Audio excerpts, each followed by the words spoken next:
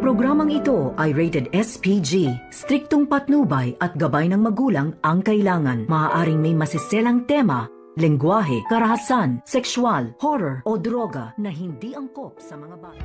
Talaga nakikipagtaguan ka sa akin, ha?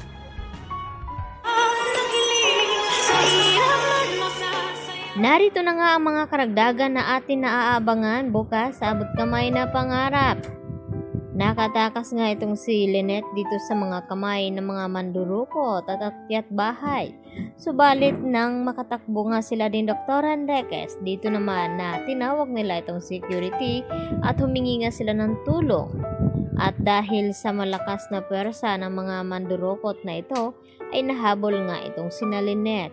Lalo pa may mga bit-bit sila ng mga armas at dito na nga nila pinaputok at naputukan nga itong security guard.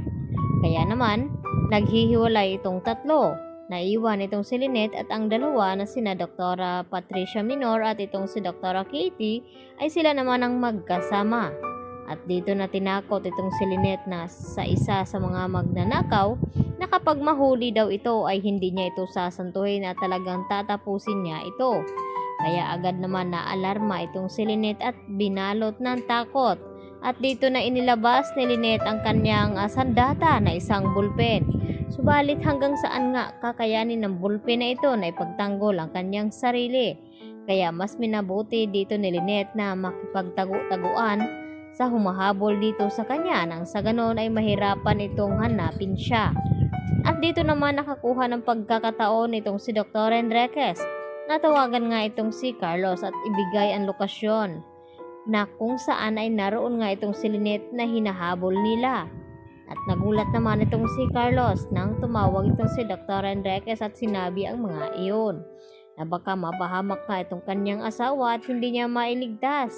At dito nabanggit ni Harry ang tungkol sa kulay ng sasakyan ng mga mandurukot na ito. Kaya agad nila na mahanap. At dahil kabisado nga at nakita rin ito ni Doc Carlos bago siya umakyat dito nga sa kanilang bahay. Samantala, tinawagan naman ni Zoe ang kanyang ina at kinamusta kung nakuha na ba daw nila itong pera na 100 million pesos. At good news naman na ibinalita ni Moira sa kanyang anak. At dito nga na sinabi ni Moira na puntahan itong kanyang lolo at bantayan. Baka makatakas nga ito. At dito rin na sinabi ni Zoe kapag nagpupumilit daw na tumakas ang kanyang lolo, ay dito sinabi ni Moira na may baril daw nakatago doon.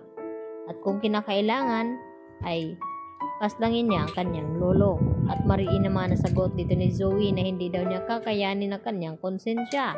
Dahil hindi nga na siya gaano kasama katulad ng kanyang ina at kay Balahadja.